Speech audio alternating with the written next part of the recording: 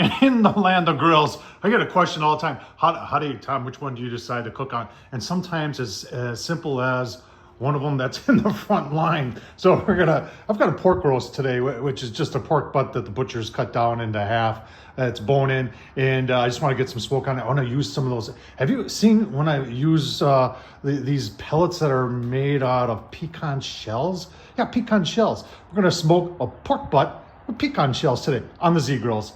Let's get started. So don't let the size be deceiving to you. What I like, this is from Z-Grills. This is new from Z-Grills. They're 1050, and it has got three racks in there, and you can easily get 2 racks of ribs on the top, 3 on the bottom, 3 on the bottom, and 3 in the middle, comfortably. And you could probably get a little bit more in there if you press it too. But today we're just going to use the middle rack, and then we're going to put a drip pan on the bottom rack, make cleanup a lot easier. And I tell you, you're saying, Tom, tell us, you teased us with pecan shells. What exactly? Yeah, those are them right there. And look at that, made out of pecan shells. Let's take a closer look. Smokin Pecan, it's a family-owned business. They're out of Louisiana, folks. They have pecan grills, and they've always been looking for something to do with the waste. And they've come up with a patent process of taking the shells, and there's an inner and an outer shell. The inner shell you don't want.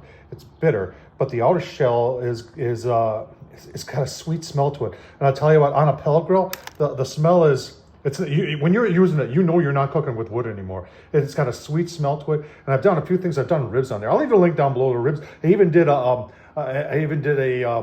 brisket flatter. That's what I was thinking of.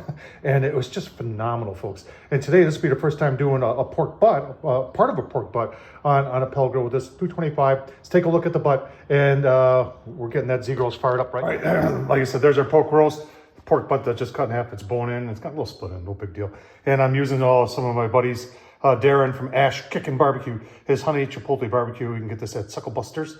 And I've got some rolls that I'm gonna have this on, and some sweet and sour coleslaw that's gonna go on top of the fork on the rolls. Oh man, it's gonna be so good. Let's get around the Z-Grill. Right, just coming up the temp, got it set at 225. It smokes really nice at 225. And remember, pecan shells. And remember, smoke likes to stick to cold, damp meat. And so we will be spraying this about every hour and a half. Just giving it a little spritz of water. You can spritz it with whatever you want, but that's what I choose. And we'll give you a couple look-sees. Super simple to do. All right, folks, 1 hour into it. Let's take a look. Oh man, look at that color on there. After only, it's maybe an hour and 15 minutes with the Z-Grills and those pecan shells for pellets, that is going to be phenomenal, folks.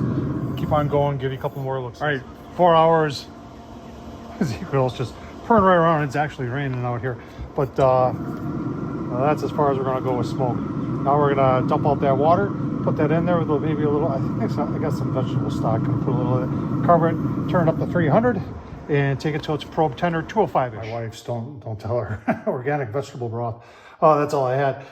If you're wondering what the temps were, I'm going to cover it now. But they were depending upon where I probed it, about 155 to 160, which is into the stall.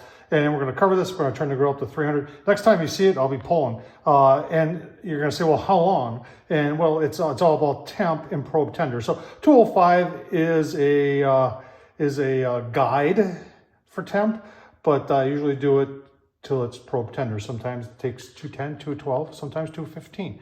Sometimes it's 205, sometimes it's 200. Every piece of meat is different, folks. See you when we're pulling it. All right, I've been resting for about an hour. See, it just comes apart here. I've got a bone in there, part of a bone. That comes right out. And let's just see how this all, oh, wow, look at that. Yeah, real nice. This is 209 is when I probed it to probe tender. Gotta take a taste test though. Let's take this chunk right here. Take some of it out of there. The smoke ring. Pulls right across, apart. Oh yeah, that'll taste test. That's really good. Smokin Pecan, folks. I'll leave the link down below. Order yourself a bag or two of that.